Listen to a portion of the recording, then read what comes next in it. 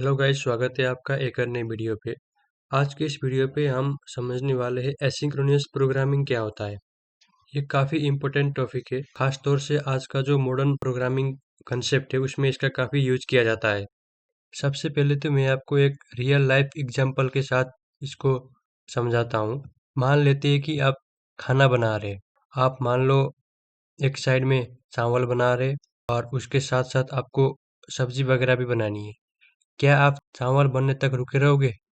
नहीं, आप चावल एक साइड पे बनता रहेगा और साथ में ही आप सब्जी वगैरह बाकी सब जो काम है वो करते रहोगे। इस चीज़ को ही एसिंक्रोनियस प्रोग्रामिंग कहते हैं। सबसे पहले तो ये समझना ज़रूरी है कि इसकी हमें ज़रूरत क्यों पड़ी। जो जावास्क्रिप्ट लैंग्वेज है वो एक सिंगल थ्रेडेड लैंग्वेज है। सिंगल थ्रेडेड का मतलब क्या होता है कि एक बार में एक ही टास्क परफॉर्म कर सकते हैं। जब तक एक टास्क कंप्लीट नहीं होता, कंट्रोल उसी जगह पे उसके लिए रुका रहता है। जैसे ही वो टास्क कंप्लीट होता है, उसके बाद ही वो अगले टास्क के एग्जीक्यूशन में चला जाता है, जिसकी वजह से यूजर एक्सपीरियंस काफ़ी खराब होता है। इस चीज़ को टैकल करने के लिए जावास्क्रिप्ट में एसिंक्रोनस प्रोग्रामिंग का कंसेप्ट आया है। जावास्क्रिप्ट एसिंक्रोनस ऑपरेशन को हैंडल करने के लिए इवेंट लूप का प्रयोग करता है। अब हम देखेंगे कि एसिंक्रोनस प्रोग्रामिंग कैसे काम करता है। इसके कुछ की कंपोनेंट है, इसको पहले समझना बहुत ज़रूरी है। सबसे पहला कंपोनेंट है कॉल स्टैक, उसके बाद वेब एपीआई, उसके बाद है call back Q, micro task Q, event loop. एक एक करके हम इन सभी के बारे में समझेंगे। जो हमारा कॉल स्टैक होता है वो हमारे कोड को लाइन बाय लाइन एग्जीक्यूट करता है। ये जो हमारा सिंक्रोनियस कोड होता है उनको सबसे पहले रन करता है। और वेब एपीआई एसिंक्रोनियस टास्क को हैंडल करता है। हमारे प्रोग्राम में ऐसे भी टास्क हो सकते हैं जो कि एग्जीक्यूट होने में समय ले सकते हैं, जैसे कि सेट टाइम आउट हो गया, डेटा हम कहीं एपीआई से फैच कर रहे हैं वो उसमें टाइम लग सकता है, या फिर कोई डोम का इवेंट है उसमें टाइम लग सकता है। तो जावास्क्रिप्ट इसके लिए वेट नहीं करता। और जावास्क्रिप्ट इनको क्या करता है कि अलग अलग क्यू में इनको डाल देता है।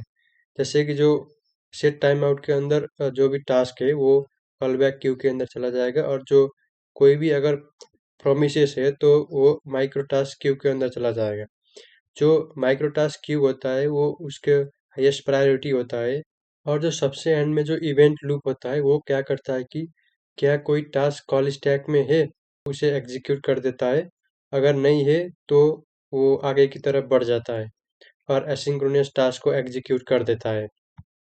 और ये देखिए, ये इसका एग्जीक्यूशन फ्लो है। सबसे पहले तो कॉल स्टैक जो भी वेब एपीआई है टाइम ले रहा है तो उसे क्यू के अंदर डाल देता है। जो इवेंट लूप होता है वो चेक करता है कि क्या कोई टास्क कॉल स्टैक के अंदर है, अगर है तो उसे एग्जीक्यूट कर देता है, वरना आगे बढ़ जाता है। इसमें जो आउटपुट ऑर्डर होता है वो सबसे पहले एसिंक्रोनस कोड का आउटपुट आता है, क्योंकि उसमें किसी भी तरह की रुकावट नहीं होती।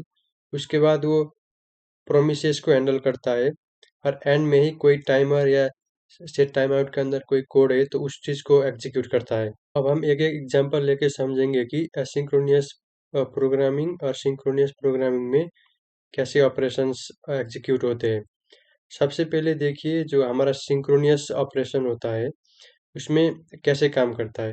जैसे कि हमने यहाँ पे 3 कंसोल लॉग लिया है, जैसे कि टास्क 1, टास्क 2, टास्क 3 एक अलग-अलग टास्क है। तो ये जो सिंक्रोनियस प्रोग्रामिंग होता है इसमें क्या होता है कि ये हमारे टास्क है लाइन बाय लाइन एग्जीक्यूट होता है। सबसे पहले टास्क 1 एग्जीक्यूट होता है, उसके बाद टास्क 2, उसके बाद टास्क 3। क्योंकि इसमें किसी भी तरह की कोई भी रुकावट नहीं है तो हमारे टास्क सिक्वेंशियली एग्जीक्यूट हो जाते हैं। चलिए इनका आउटपुट देखते हैं। जैसे कि मैं इसको रन कर दिया, उसके बाद कंसोल पे जाके चेक करता हूँ। तो यहाँ पे देखिए, टास्क 1 सबसे पहले एग्जीक्यूट हुआ, उसके बाद टास्क 2 एग्जीक्यूट हुआ, उसके बाद ही टास्क 3 एग्जीक्यूट हुआ। ये देखिए एसिंक्रोनियस ऑपरेशन कैसे काम करते हैं। यहाँ पे हमने सबसे पहले तो टास्क 1 लिया है, और उसके साथ ही जो टास्क 2 है उसमें हमने सेट टाइम आउट का यूज किया है, जो कि 2 सेकंड बाद ही एग्जीक्यूट होता है। 2000 मिली सेकेंड मतलब कि 2 सेकेंड बाद ही एग्जीक्यूट होता है, उसके बाद टास्क 3 का एग्जीक्यूट होता है। चलिए इसका हम आउटपुट देखते हैं। इसे रन कर दिया और उसके बाद कंसोल पे जाके देखेंगे तो ये देखिए, सबसे पहले टास्क 1 एग्जीक्यूट हुआ, उसके बाद देखा कि जो टास्क 2 है, टास्क 2 ज़्यादा टाइम लेने वाला है क्योंकि वो 2 सेकेंड का टाइमर है, तो वो 2 सेकेंड बाद ही चलेगा। लेकिन हमारा जो एग्जीक्यूशन है टास्क 2 पे रुका नहीं रहा, वो उसने क्या किया कि टास्क 3 के पास अगले लाइन पे चला गया और उसको एग्जीक्यूट कर दिया। उसके बाद ही एंड में टास्क 2 जैसे ही 2 सेकेंड हुआ, उसके बाद टास्क 2 भी एग्जीक्यूट हो गया। Thank you. उम्मीद है आपको सिंक्रोनस प्रोग्रामिंग और एसिंक्रोनस प्रोग्रामिंग समझ में आया होगा और मिलते हैं अगली वीडियो पे। थैंक यू, धन्यवाद।